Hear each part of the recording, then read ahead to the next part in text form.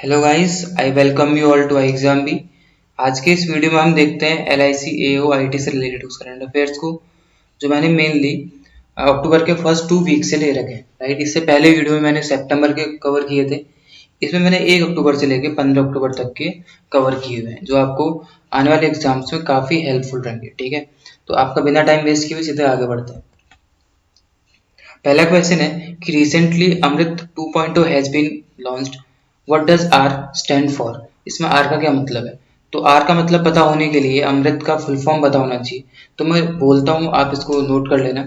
तो अमृत का full form है Atal mission for rejuvenation and urban transformation. Right, मैं दोबारा बोल देता हूँ, Atal mission for rejuvenation and urban transformation. तो आर मतलब रिजुविनेशन, तो इसका आंसर हो जाएगा ऑप्शन नंबर बी, रिजुविनेशन। देखिए, ये अमृत 2.0 है, यानी कि अमृत फर्स्ट भी रही होगी कभी ना कभी। तो अमृत फर्स्ट जो है उसको प्रधानमंत्री मोदी जी ने 2015 में लॉन्च किया था। ठीक है, इसका एम क्या था? इसका एम था सारी सिटीज को वाटर सिक्योर बनाना और उनको सेल्फ सस्टेनेबल बनाना, ये इसका एम रहा करता था। इससे कुछ टाइम पहले, 2015 से पहले 2014 में 2 अक्टूबर 2014 को प्रधानमंत्री जी ने एक और मिशन लॉन्च किया था, जिसको हम बोलते हैं SBMU। SBMU मतलब स्वच्छ भारत मिशन अर्बन लॉन्च किया था। राइट, मैंने ये क्यों बताया यहाँ पे, क्योंकि अभी जो अमृत 2.0 है ना, इसके साथ साथ SBMU 2.0 को भी लॉन्च किया गया, यानी कि ये दोनों को 2.0 वर्जन को भी अभी लॉन्च किया गया। ठीक है, अभी अक्टूबर में 1 और 2 अक्टूबर को इनको लॉन्च किया गया। राइट, तो इसका आंसर क्या हो जाएगा? Option number B, rejuvenation. तो आप इसको देख लेना, फुल फॉर्म जरूर से देख लेना, इसका कहीं ना कहीं पे पूछा जा सकता है। ठीक है, तो हम बढ़ते हैं अपने अगले क्वेश्चन की तरफ। अगला क्वेश्चन है, where has the world's largest khadi national flag been inaugurated. इन चारों में से वो कौन सी जगह है जहाँ पे दुनिया का सबसे बड़ा हमारा नेशनल फ्लैग इनॉग्रेट किया गया है? लेह में इसको अभी लॉन्च किया गया है या इनॉग्रेट किया गया है। जो आपको दिख रहा है इमेज में, यही वो फ्लैग है जो वर्ल्ड का सबसे लार्जेस्ट है। ठीक है, इसकी लेंथ 225 फीट इसकी लेंथ है। ठीक है, और इसकी जो वो है विथ है इसकी, ये 150 फीट चौड़ा है। ठीक है, 150 फीट चौड़ा है, और इसका जो वेट है वो लगभग 1000 किलो के आसपास है। ठीक है, इसके आसपास इसका वेट है। देखिए, मैंने बोला लार्जेस्ट नेशनल फ्लैग। ठीक है, ये वर्ल्ड का सबसे लार्जेस्ट है, सबसे टॉलेस्ट या सबसे लंबा नहीं है। सबसे लंबा कौन सा है? सबसे लंबा जाहिर सी बात है तब होगा जब उसका फ्लैग पोल लंबा होगा। राइट, फ्लैग पोल अगर लंबा होगा तो वो झंडा भी क्या होगा? लंबा होगा। तो सबसे लंबा झंडा कौन सा है? सबसे लंबा झंडा सऊदी अरब की राजधानी जेद्दा में लगा हुआ है, सऊदी अरब का झंडा। ठीक है, इसकी हाइट है 170 मीटर। तो ये भी ध्यान रखना है आपको, सबसे टॉलेस्ट पूछेगा तो सऊदी अरब के जेद्दा में लगा हुआ है सऊदी अरब का झंडा, और सबसे लार्जेस्ट पूछेगा वर्ल्ड का तो फिर हो जाएगा इंडिया का फ्लैग, जो आपके सामने दिख रहा है और जो लेह में है। ठीक है, ऑप्शन नंबर बी पे सियाचिन। तो सियाचिन ग्लेशियर आपको पता होगा कहाँ पे, कि काराकोरम जो माउंटेन रेंज है उसमें आता है सियाचिन। ठीक है, हिमाचल प्रदेश। हिमाचल प्रदेश का स्टेट एनिमल क्या है? इसका स्टेट एनिमल है आपका स्नो लेपर्ड, और स्नो लेपर्ड कंजर्वेशन सेंटर अभी हाल ही में उत्तराखंड में खोला गया है। ठीक है, उत्तराखंड के कहाँ पे? उत्तराखंड के उत्तरकाशी डिस्ट्रिक्ट में इसको अभी खोला गया, स्नो लेपर्ड कंजर्वेशन सेंटर। ठीक है, तो उत्तराखंड के मुख्यमंत्री कौन है? उत्तराखंड के मुख्यमंत्री पुष्कर सिंह धामी है। अभी हाल ही में अभी ये बने हैं गवर्नर हमारे, कौन? गुरमीत सिंह। ठीक है, तो अब हम बढ़ते हैं अगले क्वेश्चन की तरफ। तो पहले आपको एक इंपॉर्टेंट इन्फॉर्मेशन देता हूँ कि LIC और IT के लिए ऑनलाइन कोर्सेज के लिए एनरोलमेंट आप कर सकते हैं हमारी वेबसाइट iexami.com पे जाकर के। इसके कुछ इंपॉर्टेंट फीचर्स हैं जो आपको दिख रहे हैं। इसमें 500 प्लस वीडियो लेसन आपको मिलेंगे, 7000 plus practice questions, 30 full length practice test, daily online live classes, 100 आपको चैप्टर टेस्ट मिलेंगे, और अगर आपको रिटर्न क्लियर होता है तो इंटरव्यू के लिए फ्री ऑफ कॉस्ट आपको गाइडेंस दिया जाएगा। राइट, तो आपको इसको जरूर अवेल करना चाहिए ताकि आप अपनी तैयारी में एक कदम आगे बढ़ सकें।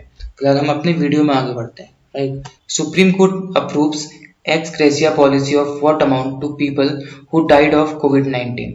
वो लोग जो उन कोविड-19 की वजह से जिनकी मृत्यु हो गई, उनके लिए सुप्रीम कोर्ट ने एक्स ग्रेशिया पॉलिसी कितने अमाउंट की अप्रूव की है? तो इसका आंसर पहले आपको बता देता हूँ। इसका आंसर है ऑप्शन नंबर डी, 50,000। राइट, तो जो लोग जिनकी मृत्यु हो गई या जिन्होंने कोविड-19 से सुसाइड कर लिया, उनकी फैमिली मेंबर्स को ये अमाउंट दिया जाएगा एक्स ग्रेशिया पॉलिसी के तहत।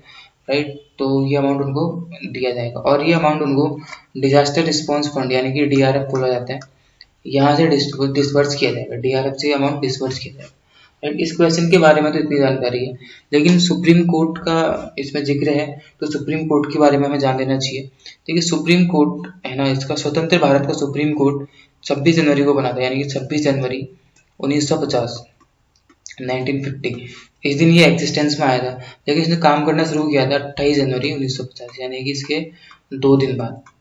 ठीक है, 28 जनवरी 1950 से इसने काम करना शुरू किया था, लेकिन 26 जनवरी 1950 को एग्जिस्टेंस में आ गया था। इससे पहले जो कोर्ट हुआ करता था उसको हम सुप्रीम कोर्ट नहीं बोलते थे, उसको हम बोलते थे फेडरल कोर्ट।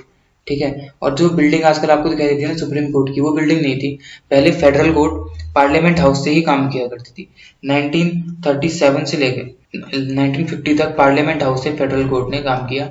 उसके बाद फेडरल कोर्ट को चेंज करके सुप्रीम कोर्ट कर दिया गया स्वतंत्र भारत में, और इसने इसके लिए तो एक नई बिल्डिंग आपको पता है जो आजकल वो है, और 28 जनवरी से इसने काम करना शुरू कर दिया था। तो ये था। और सीजीआई कौन है? हमारे चीफ जस्टिस ऑफ इंडिया, वो है आपके एनवी रमन। ये रिटायर हो जाएंगे, तुम्हारे हमारे जो सीजीआई है रिटायर कब होंगे? 26 अगस्त 2022, इस दिन ये हमारे सीजीआई रिटायर हो जाएंगे। ठीक है, ये था। और सुप्रीम कोर्ट का मोटो क्या है? सुप्रीम कोर्ट का मोटो है या तो धर्मस्ततो जय। ठीक है, या तो धर्मस्ततो जय, मतलब जहाँ धर्म होगा वहीं विजय होगी। धर्म का मतलब हिंदू सिख मुस्लिम ये धर्म नहीं है, धर्म का मतलब है न्याय या सत्य। ठीक है, जहाँ सत्य होगा वहाँ विजय होगी। ये हमारे सुप्रीम कोर्ट का मोटो, राइट। तो सुप्रीम कोर्ट में कितने जजेस हैं इस टाइम पे? 34 जजेस हैं, 33 + 1 इनको बोला जाता है। 33 जज हैं और एक सीजीआई है। ठीक है, तो ये इतनी जानकारी आपको इस क्वेश्चन से मिल रही है। तो हम आगे बढ़ते हैं। अगला क्वेश्चन है कि which Indian state has become first to begin organised cultivation of cinnamon. Bharat का कौन सा राज्य इन चारों में से है तो पहला राज्य बन गया जिसने ऑर्गेनाइज्ड कल्टीवेशन ऑफ सिनेमन शुरू किया? देखिए, सिनेमन क्या होता है? सिनेमन को हिंदी में बोलते हैं दालचीनी, आप सबको पता ही है। ठीक है, हम लोग हर जगह यूज करते हैं मसाले के तौर पे, और बहुत ज़्यादा यूज करते हैं इंडिया में, तो सभी जगह इसको यूज किया ही जाता है दालचीनी को। लेकिन एक चीज जान के आप शॉक रहेंगे कि इतना ज़्यादा कंजम्पशन करते तो हैं हम, लेकिन ये हमारे देश में उगाया नहीं जाता था।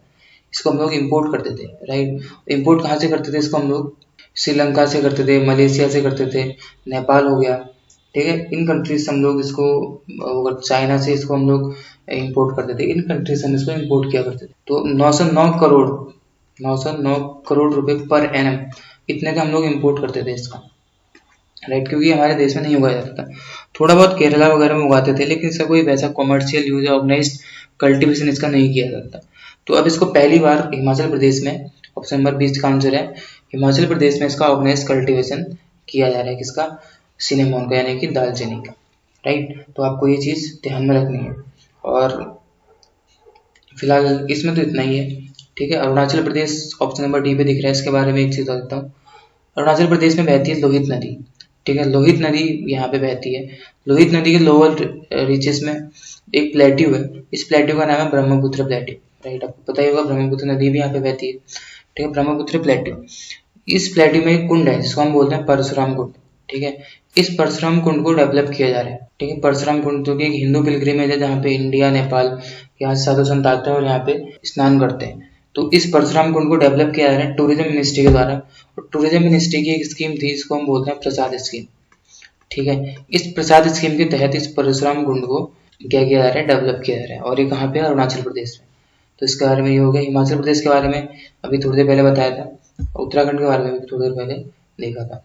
ठीक है, अब हम बढ़ते हैं अपने अगले क्वेश्चन की तरफ। अगला क्वेश्चन है, which of the following national parks has recently been declared as tiger reserve. इनमें से कौन सा नेशनल पार्क है जो अभी हाल ही में टाइगर रिजर्व घोषित हुआ है? तो जिम कॉर्बेट, मानस, वाल्मीकि या गुरु घासीदास। तो आंसर बता देता हूँ, इसका आंसर है गुरु घासीदास, जो कि आपका छत्तीसगढ़ में है।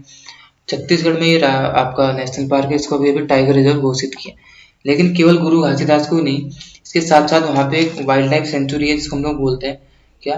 Tamor Pingala wild life sanctuary. इन दोनों की कंबाइंड एरिया को, सम्मिलित एरिया को अभी क्या किया गया है?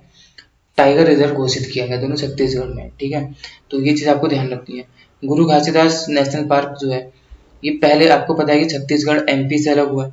ठीक है, एमपी में एक है Sanjay national park, Sanjay national park. इस संजय नेशनल पार्क का ही एक हिस्सा हुआ करता था गुरु घासीदास, जो बाद में अलग अलग स्टेट बनने के बाद डिवाइड हो गया था, right. Option number C Valmiki है, वाल्मीकि नेशनल पार्क आपका बिहार में है। ठीक है, मानस नेशनल पार्क कहाँ है ये आप मेरे को कमेंट सेक्शन में बताएंगे आंसर करके। Jim Corbett national park Uttarakhand के नैनीताल डिस्ट्रिक्ट में। जिम कॉर्बेट नेशनल पार्क 1936 में बना था, वहाँ उस टाइम इसका नाम हेली हुआ करता था। ठीक है, हेली। उत्तराखंड आपको पता है कि पहले यूपी में था, और यूपी का नाम उस समय उत्तर प्रदेश नहीं था, उस टाइम से बोलते यूनाइटेड प्रोविंस। ठीक है, यूनाइटेड प्रोविंस के गवर्नर थे जिनका नाम हेली था। उनका कुछ अभी मेरे दिमाग से स्लिप हो रहा है उनका नाम, ही वॉज समथिंग हेली। ठीक है, तो उनके नाम पे ही इसका नाम रखा गया, जिम कॉर्बेट नेशनल पार्क का नाम हेली नेशनल पार्क। लेकिन 1952 में इसका नाम चेंज कर दिया गया था। 1952 में इसका नाम चेंज करके रामगंगा रख दिया गया था। ठीक है, 1956 तक रहा। उसके बाद इसका नाम अभी फिर से चेंज किया जा रहा है, जिम कॉर्बेट नेशनल पार्क का नाम, और वो अभी विवादों में है। ठीक है, तो इसका नाम क्या रखा जा रहा है फिर से, रामगंगा नेशनल पार्क। ठीक है, रामगंगा नेशनल पार्क पहले भी रह चुका है, उसके बाद फिर इसको जिम कॉर्बेट कर दिया गया था, अब इसको फिर से रामगंगा किया जा रहा है। ठीक है, तो इस क्वेश्चन का आंसर क्या हो जाएगा, ऑप्शन नंबर डी, गुरु घासीदास। अगला क्वेश्चन है कि what is to be now the mascot for Namami Gange programme. अभी नमामि गंगे प्रोग्राम के लिए नया मैस्कॉट बताया गया है, बनाया गया है, तो वो कौन सा है, वो क्या है। ठीक है, भोलू, चाचा चौधरी, महाराजा या ईवा, इनमें से क्या है। तो इसका ऑप्शन नंबर बी आंसर है, चाचा चौधरी। ठीक है, आपको दिख रहा होगा नीचे ये चाचा चौधरी एक कॉमिक कैरेक्टर है, आपने कहीं ना कहीं इनका नाम सुना ही होगा। नमामि गंगे प्रोग्राम के लिए इनको अब मैस्कॉट बना दिया गया। ठीक है, नमामि गंगे प्रोग्राम जो गंगा में पॉल्यूशन के अबेटमेंट के लिए और गंगा की सफाई के लिए मेनली ये लॉन्च किया गया था। तो जून 2014 में नमामि गंगे प्रोग्राम को लॉन्च किया गया था। ठीक है, इसके लिए मैस्कॉट किसको बनाया गया, चाचा चौधरी। ऑप्शन नंबर डी में दिख रहा है ईवा। ईवा भी अभी नया एक मैस्कॉट बनाया गया है, किसके लिए, ईवा बनाया गया, आपको सामने दिख रहा होगा खुद, ये है ईवा। ठीक है, ईवा किसके लिए बनाया गया, अभी देखो क्या होने वाले, FIFA under 17 women world cup होने वाले इंडिया में 2022 में, उसके लिए जो मैस्कॉट है वो ईवा को बनाया गया है।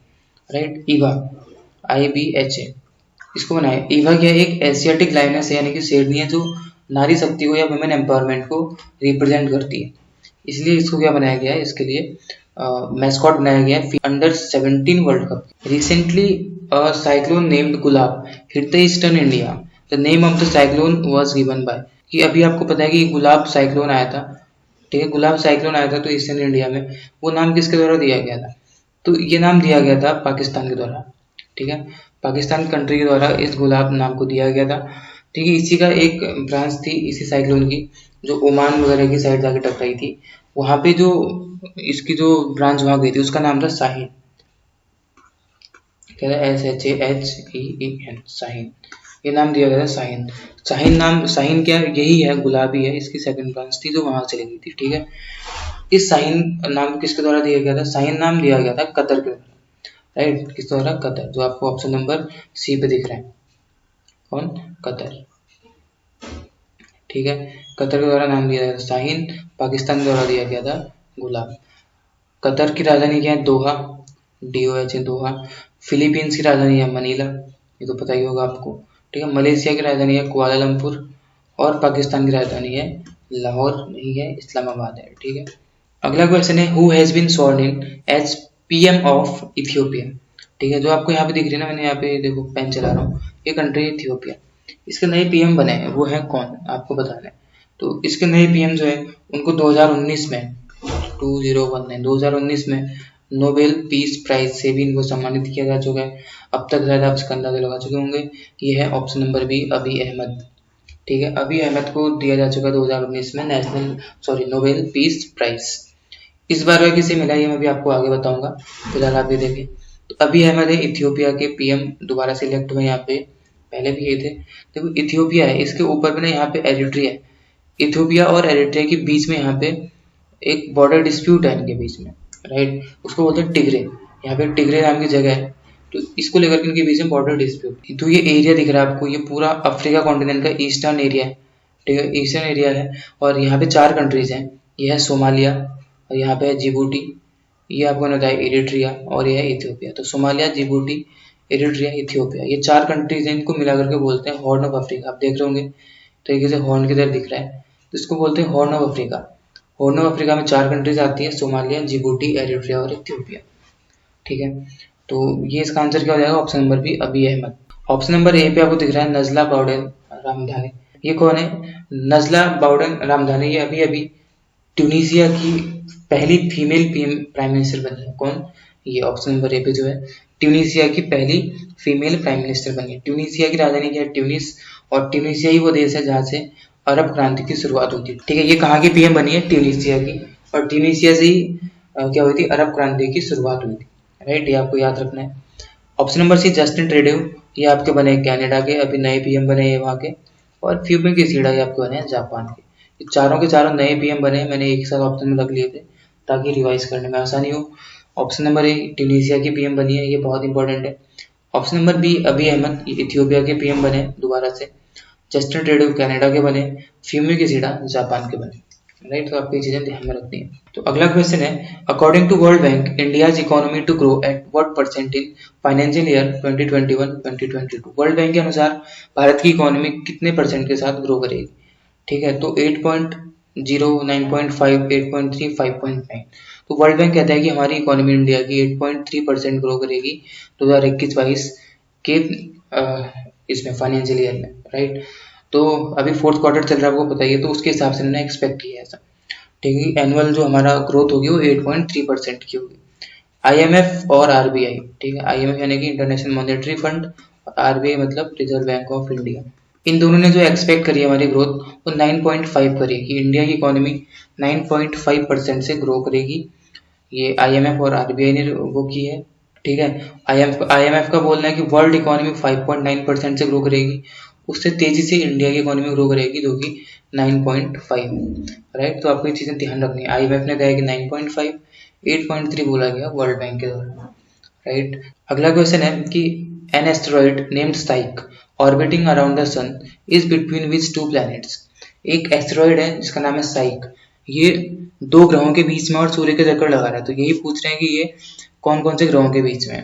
अर्थ और Mars, Mars Jupiter, Venus Saturn और नेपच्यून और मरकरी। इसका आंसर है तो option number B, Mars and Jupiter. अब मैंने एक क्वेश्चन क्यों लिया अभी यहाँ पे, है ना, एक स्टैटिक क्वेश्चन है, ये मैंने इसलिए लिया क्योंकि अभी हाल ही में नासा ने अपना साइक मिशन लॉन्च किया। साइक मिशन क्या है कि इसी एस्ट्रॉइड साइट पर जाकर के इसके बारे में इंफॉर्मेशन गैदर करने के लिए। राइट, तो ये साइक मिशन लॉन्च किया गया किसके द्वारा? नासा के द्वारा, अभी किया गया है। तो हमें ये देखना था कि साइक है कहाँ पे, तो ये साइक एस्ट्रॉइड है जो मार्स और जुपिटर के बीच में। राइट, ये इसका एस्ट्रॉइड मिशन है नासा का। इससे पहले भी नासा एक एस्ट्रॉइड मिशन अपना लॉन्च कर चुके हैं। राइट, तो उस एस्ट्रॉइड मिशन का नाम क्या था? लूसी। लूसी मिशन नासा पहले लॉन्च कर चुका है। ये भी एक एस्ट्रॉइड मिशन है, और वो किस एस्ट्रॉइड के लिए है? जुपिटर का एक एस्ट्रॉइड है, इसको बोलते हैं आई थिंक ट्रोजन नाम है इसका। ट्रोजन एस्ट्रॉइड की जानकारी के लिए इन्होंने पहले लूसी मिशन लॉन्च किया था, और अब इन्होंने साइक मिशन लॉन्च किया है साइक एस्ट्रॉइड की जानकारी के लिए। और ये है कहाँ पे? मार्स और जुपिटर के बीच में। राइट, ठीक है, मार्स और जुपिटर के बीच में एस्ट्रॉइड्स की जानकारी के लिए यूएई ने भी ऐलान किया कि वो भी अपना एक ऐसी मिशन लॉन्च करेगा, लेकिन यूएई लॉन्च करेगा 2028 में। राइट, अभी बहुत टाइम है उसमें, तो ये यूएई ने बोला है। राइट, तो इसका आंसर, इस क्वेश्चन का आंसर क्या हो जाएगा? Option number B. अगला क्वेश्चन है, what is the name of world's first malaria vaccine recently approved by WHO? अभी हाल ही में डब्ल्यूएचओ के द्वारा एक मलेरिया की वैक्सीन है जो अप्रूव की गई है, वो कौन सी है? जाइडस कैडिला, आरटीएसएस, एएसओ1, रेमडेसिविर या नन ऑफ दीस? तो ऑप्शन तो बहुत सिंपल से हैं, तो आप ऐसे मालूम कर लेंगे, ऑप्शन नंबर बी इसका आंसर है। ठीक है, तो ऑप्शन नंबर बी है मलेरिया की पहली वैक्सीन डब्ल्यूएचओ के द्वारा जो अप्रूव की गई है। ठीक है, ऑप्शन नंबर ए पे आपको दिख रहा है जाइडस कैडिला। तो जाइडस कैडिला क्या है? वर्ल्ड की पहली डीएनए बेस्ड वैक्सीन है। ठीक है, डीएनए बेस्ड वैक्सीन है कोविड-19 के लिए, जो कि इंडिया के द्वारा डेवलप की गई है। सारी वैक्सीन आरएनए बेस्ड होती हैं, लेकिन ये डीएनए बेस्ड वैक्सीन है जो इंडिया के द्वारा डेवलप की गई। ऑप्शन नंबर सी पे रेमडेसिविर दिख रहा है। रेमडेसिविर कोई वैक्सीन नहीं है, ये एक ड्रग है, इसको आपको पता होगा कि अभी कोविड-19 के टाइम पे दिया जा रहा था रेमडेसिविर।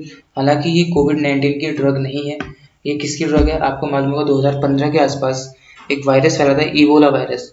इबोला वायरस के लिए जो ड्रग बनाई गई थी वो थी रेमडेसिविर। ठीक है, इबोला कहाँ से फैला था? EBOLA, Ebola. अफ्रीकन कॉन्टिनेंट में दो कंट्रीज हैं, एक है सिएरा लियोन, ठीक है, सिएरा लियोन, और एक है आपकी कौन सी? लाइबेरिया। इन दो कंट्रीज से आपका क्या फैला था? इन दो कंट्रीज से हमारा आपका इबोला वायरस फैला था, और इन दो कंट्रीज से फैले हुए इबोला वायरस को कंट्रोल करने के लिए रेमडेसिविर ड्रग को बनाया गया था। राइट, तो इसका आंसर क्या है? Option number B. अगला क्वेश्चन है कि where are 2022 Commonwealth games going to be held? इन चारों में से कहाँ पे 2022 के कॉमनवेल्थ गेम्स होने जा रहे हैं? तो इसका आंसर क्या है? बर्मिंघम, हेलसिंकी, वार्सो या नन ऑफ दिस। तो इसका आंसर क्या हो जाएगा? Option number A Birmingham, UK. ठीक है, यहाँ इसके कॉमनवेल्थ गेम्स होने जा रहे हैं। हालांकि अभी इंडिया ने ऐलान किया है कि अपने टीम मैन वुमेन किसी भी टीम को ये कॉमनवेल्थ गेम्स में नहीं भेजेंगे। कोविड-19 प्रिकॉशंस के चलते हुए और डिस्क्रिमिनेटरी रूल्स को जो इम्पोज कर रहे हैं यूके की तरफ से, यूके की कंट्री, तो उसके चलते इंडिया ने बोला है कि अपने प्लेयर्स को हम लोग वहाँ नहीं भेजेंगे, क्योंकि उनका बोलना है कि वो यूके की अथॉरिटीज ये बोलती है कि इंडिया की वैक्सीन सर्टिफिकेट को लोग नहीं मानेंगे। यहाँ पे आने वाले प्लेयर्स को 14 डेज का क्वारंटाइन पीरियड पूरा करना ही होगा। ठीक है, हालांकि अभी कुछ दिन पहले न्यूज आई थी कि यूके हमारी बात को मान गए हैं, 14 डेज क्वारंटाइन को अब नहीं करेंगे, लेकिन इंडिया भी अपनी टीम को भेजेगा कि नहीं भेजेगा ये कंफर्म नहीं है। तो फिलहाल के लिए इसका आंसर बर्मिंघम हो जाएगा, राइट। तो अगला question, when did ISRO launch its first mission for the purpose of astronomy named AstroSat? AstroSat यानी कि एस्ट्रो सैटेलाइट इसरो ने कब लॉन्च की थी? ऑप्शन नंबर ए आंसर है सितंबर 2015 में इसको लॉन्च किया गया था। ठीक है, एस्ट्रोसेट एस्ट्रोनॉमी सैटेलाइट है, एक्चुअली ग्रहों के बारे में स्टडी करने के लिए, इस चीज़ के लिए इसको लॉन्च किया गया, राइट। तो आपको ये फैक्ट याद रखना है कि कब लॉन्च किया गया था एस्ट्रोसेट इसरो के द्वारा, 2015 सितंबर में। ठीक है, तो अगले क्वेश्चन की तरफ बढ़ते हैं। Recently B Gopal has been chosen to be awarded by Satyajit Ray award, who is he? हाल ही में बी गोपाल को सत्यजीत रे अवार्ड के लिए चूज किया गया है, ये कौन है? बी गोपाल देखिए कौन है, ये एक सिंगर नहीं है, ऑथर भी नहीं है, डांसर और डायरेक्टर में से एक चीज है, और ये है director, right. B Gopal south में केरला के एक महान डायरेक्टर है। ठीक है, इनको भी सत्यजीत रे अवार्ड दिया जाना है, इसके लिए इनको चूज किया गया है, राइट। तो ऑप्शन नंबर डी इसका आंसर हो जाएगा कौन? Director, B Gopal. अब बढ़ते हैं अपने अगले क्वेश्चन की तरफ। अगला क्वेश्चन है कि Sunil Chhetri has come at what place for highest goal scorer among active players in football? Football के जितने भी एक्टिव प्लेयर्स इस टाइम पे हैं, उनमें सुनील छेत्री कौन से नंबर पे आ चुके हैं हाईएस्ट गोल के लिए? देखिए पहले नंबर पे कौन है? रोनाल्डो, जो आपको राइट साइड में दिख रहे हैं, ये है रोनाल्डो। ये इंटरनेशनल मैच में सबसे ज्यादा गोल करने वाले प्लेयर ही बन चुके हैं, एक्टिव प्लेयर्स में भी और ओवरऑल में भी। ठीक है, 115 गोल कर चुके हैं। ठीक है, फर्स्ट नंबर पे ही है। सेकंड नंबर पे आपके लियोनेल मेसी हैं, इन्होंने एक्टिव प्लेयर्स की लिस्ट में बता रहा हूँ कितने, 80 गोल से कर चुके हैं लियोनेल मेसी। और सुनील छेत्री आए हैं थर्ड नंबर पे, राइट, इनके हैं 79 गोल्स। तो फर्स्ट नंबर पे रोनाल्डो, सेकंड पे मेसी और थर्ड पे सुनील छेत्री 79 गोल्स के साथ, राइट। एक्टिव प्लेयर्स की लिस्ट में सुनील छेत्री थर्ड नंबर पे है और ओवरऑल में सुनील छेत्री 6th नंबर पे आ चुके हैं। इस क्वेश्चन का आंसर क्या हो जाएगा? Option number A, third, right. तो अब हम देखते हैं आगे, देखते हैं कि हाल ही में किस किस को जीआई टैग मिले। ठीक है, सबसे पहले है एपन, ये जो आपको दिख रहे हैं सारे उत्तराखंड के हैं। एपन जो एक तरीके से दरवाजों में या फिर वहाँ पे एक कलाकारी की जाती है, उसको एपन बोला जाता है। आप गूगल पे सर्च करके देखना, आपको मालूम चल जाएगा एपन क्या होता है। ठीक है, कुमाऊं का चिवड़ा ऑयल, इसको भी जीआई टैग दिया गया है। मुंशियारी का राजमा, मुंशियारी आपने नाम सुना होगा, कैसे मुंशियारी में हमारे देश का पहला लाइकन पार्क खोला गया है मुंशियारी में, वहाँ के राजमा को जीआई टैग मिला है। पोटिया तन, दन क्या होती है? एक तरीके से दरी टाइप की होती है, ठीक है, उसको भी जीआई टैग मिला है अभी। और रिंगाल क्राफ्ट, रिंगाल क्या होता है? बांस से होता है ना, तो बांस के रिंगाल बनते हैं, उस रिंगाल से कभी चटाई बनाई जाती है, अन्य चीजें से बनाई जाती है, क्राफ्ट वर्क किया जाता है, तो उसको भी जीआई टैग दिया गया है। बांस जो है उसको आपको पता होगा, हाल ही में कुछ टाइम पहले उसको पेड़ की कैटेगरी से हटा दिया गया था, उसको एक घास की कैटेगरी में रखा गया, यानी कि बांस एक घास है, वो एक पेड़ नहीं है। ठीक है, उसके बाद कॉपर क्राफ्ट्स को भी जीआई टैग मिला उत्तराखंड के। और थूलमा को भी क्या मिला है? GI tag. ये क्या है? सारा उत्तराखंड के है। ठीक है, तो आगे बढ़ते हैं। व्हाइट ऑनियन जो कि महाराष्ट्र के अलीबाग के, इसको भी जीआई टैग दिया गया। ओडाकोलम राइस, इसको भी दिया गया महाराष्ट्र का, ये दोनों महाराष्ट्र के हैं, तो इनको जीआई टैग मिला है। और हाथी चिली मणिपुर की, इसको भी जीआई टैग मिला है। टामेंगलोंग ऑरेंज, ये मणिपुर का, इन दोनों को जीआई टैग मिला है, राइट। कन्याकुमारी की क्लोव यानी कि लौंग और तंजावुर की कलमकारी, इन दोनों को, ये दोनों तमिलनाडु के हैं, तो इन दोनों को क्या मिला है? जीआई टैग मिला है। ठीक है, तो ये भी लेटेस्ट वाले थे, इसके बाद भी और मिल चुके हैं, तो मैं अगले वीडियो में कवर कर लूंगा इसमें, राइट। अब हम देखते हैं मिलिट्री एक्सरसाइज। मिलिट्री एक्सरसाइज में देखिए सबसे पहले है मालाबार नेवल एक्सरसाइज। ये एक नेवी के बीच एक्सरसाइज होती है, ठीक है, मालाबार एक्सरसाइज है। इसका सेकेंड फेज अभी अभी शुरू हुआ है, 12 अक्टूबर से शुरू किया जा चुका है मालाबार नेवल एक्सरसाइज। ठीक है, ये होती है क्वाड नेशंस के बीच। क्वाड में कौन कौन आते हैं? इंडिया, यूएस, ऑस्ट्रेलिया और जापान। इनकी नेवी के बीच में ये एक्सरसाइज होती है मालाबार। इसका सेकंड फेज शुरू हो चुका है। बे ऑफ बंगाल में इसका सेकंड फेज चल रहा है जो 12 अक्टूबर से शुरू हो चुका है। फिर है मित्र शक्ति। ठीक है, मित्र शक्ति इंडिया और श्रीलंका के बीच होती है, जो इस बार श्रीलंका में हुई थी, तो हाल ही में हुई है, श्रीलंका में हुई है। उसके बाद आती है जिमैक्स। जिमैक्स है इंडिया जापान के बीच। ठीक है, इंडिया और जापान के बीच। देख भी रखो, जापान इंडिया मिलिट्री एक्सरसाइज। ठीक है, ये अरेबियन सी में हुई है। उसके बाद युद्ध अभ्यास जो अभी 15 अक्टूबर से शुरू हुई है, इंडिया और यूएसए के बीच होती है, और ये अलास्का में इस बार हो रही है। ठीक है, अलास्का कहाँ पे? यूएसए में। कनाडा के वेस्ट साइड में जो पार्ट है वो अलास्का है, और ये यूएस का है। ठीक है कनाडा के बगल में, लेकिन है यूएस का। राइट, तो ये मिलिट्री एक्सरसाइज थी इंपॉर्टेंट आपकी, जो हाल ही में हुई थी। राइट, अब हम देखते हैं इंपॉर्टेंट डेज को। इंपॉर्टेंट डेज में क्या है? सबसे पहले 1 अक्टूबर। 1 अक्टूबर होता है international day of older persons. 2 अक्टूबर international day of non violence, Gandhi ji के बर्थडे पे। 4 अक्टूबर को होता है एनिमल वेलफेयर डे, जिसकी थीम थी forest and livelihood, sustaining people and plant. 7 अक्टूबर को था world cotton day, cotton for good. 8 अक्टूबर को था इंडियन एयरफोर्स डे। ठीक है, 10 अक्टूबर को था वर्ल्ड मेंटल हेल्थ डे। 11 अक्टूबर को था international day of the girl child. Right, क्या था? International day of the girl child. ठीक है, तो हम बढ़ते हैं आगे क्वेश्चन की तरफ। अब है आपके अवार्ड्स एंड ऑनर्स। ठीक है, आपको पता है कि अभी हाल ही में नोबेल प्राइज दिए गए। नोबेल प्राइज सबसे ज़्यादा इंपॉर्टेंट, तो मैंने सारे यहाँ पे लिख लिए। फिजिक्स में किसको दिया गया? इनको दिया है शिगुरो मैनेबे, क्लाउस हैसेलमैन एंड ग्लॉर्जियो पेरिसी। इन तीनों को दिया गया है। क्यों दिया? Ground breaking contribution to understanding of complex physical system. ठीक है, इस चीज़ के लिए दिया गया इनको। केमिस्ट्री के लिए दिया गया जर्मन साइंटिस्ट बेंजामिन लिस्ट, और Scotland born scientist and David W C. MacMillan, इनको दिया गया। लिटरेचर के लिए दिया गया अब्दुल रज़ाक गुन्ना को। ठीक है, नोवेलिस्ट है। फिजियोलॉजी और मेडिसिन के फील्ड में दिया गया है डेविड जूलियस और पेटापुटिन को, या पेटापोसियन, आई थिंक ऐसे इसको प्रोनाउंस करते होंगे। ठीक है, इनको दिया गया। नोबेल पीस प्राइज इस बार का दिया गया है मारिया रेसा और डेमिट्री बर्टो। ठीक है, इनको दिया गया। ये मारिया रेसा ये कहाँ की? ये फिलीपींस की है, और ये कहाँ के? ये रसिया के। राइट, तो इनको दिया गया। इंपॉर्टेंट अपॉइंटमेंट्स एक बार देख लेते हैं। ठीक है, अपॉइंटमेंट्स में सबसे पहले पद्मजा चंद्रू। ठीक है, पद्मजा चंद्रू इनको एमडी और सीईओ बनाया गया है अभी एनएसडीएल का। ठीक है, एनएसडीएल यानी कि national securities and depositories limited, NSDL, इसका बनाया गया है इनको एमडी और सीईओ। कंगना रनौत, इनको यूपी गवर्नमेंट की स्कीम चलती है वन डिस्ट्रिक्ट वन प्रोडक्ट, उसका ब्रांड एम्बेसडर को घोषित किया गया है कंगना रनौत को। बीसी पटनायक एलआईसी के एमडी बनाए गए। अमिताभ बच्चन, इनको बनाया गया अभी कॉइन डीसीएक्स का ब्रांड एम्बेसडर बनाया गया इनको। पीएल हरनाथ, इनको बनाया गया है पारादीप पोर्ट ट्रस्ट के चेयरमैन। और दीपा मलिक, इनको क्या बनाया गया है? इंडिपेंडेंट डायरेक्टर बनाया गया इनको ओयूज बोर्ड ऑफ डायरेक्टर्स का। ठीक है, किसको? दीपा मलिक को। राइट, आगे बढ़ते हैं। अब है रिपोर्ट्स एंड इंडेक्सेस। सबसे पहली रिपोर्ट है the state of the world children. ठीक है, कौन सी रिपोर्ट आती है सबसे पहले? The state of the world children, यानी कि दुनिया में जितने भी बच्चे उनकी क्या स्थिति है। ठीक है, वो रिपोर्ट है।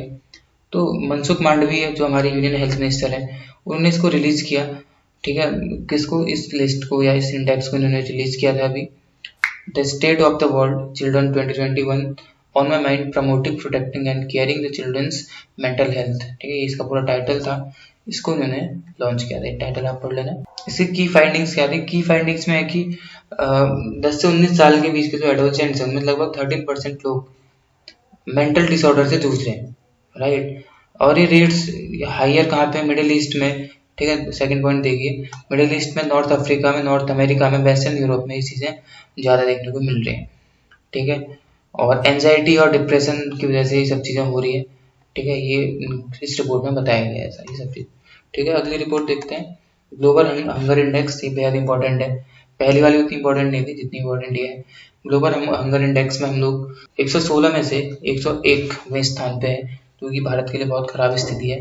101 आउट ऑफ 116, बेहद खराब स्थिति है। इस रिपोर्ट को concern world wide and German organisation belt hunger life, ये इन्होंने इसको प्रिपेयर किया था, और इन्होंने बताया कि जो भारत में हंगर का जो लेवल है इट इज़ अलार्मिंग। ठीक है, इसको अलार्मिंग कैटेगरी में रखा गया।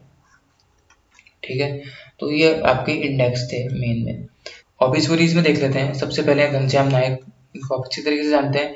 नट्टू काका का रोल इन्होंने प्ले किया। तारक मेहता का उल्टा चश्मा, एक सोनी सब पे जो सीरियल आता है उसमें बेहतरीन एक्टर थे। अब इनकी मृत्यु हो चुकी है। अरविंद त्रिवेदी, इनको आप जानते हो, इन्होंने रामायण जो आता था पहले, उसमें रामायण में ये रावण का किरदार निभाते थे। ठीक है, आप इनसे भली भांति परिचित रहे होंगे। ये भी एक्टर थे, तो इनकी भी अभी हाल ही में मृत्यु हो चुकी है। इन दोनों की मृत्यु हो गई। ये थे आपके इंपॉर्टेंट करंट अफेयर्स, तो अक्टूबर के फर्स्ट के 2 वीक से मैंने लिए थे। ठीक है, ये इंपॉर्टेंट करंट अफेयर्स है, इनको आप जरूर रिवाइज करें।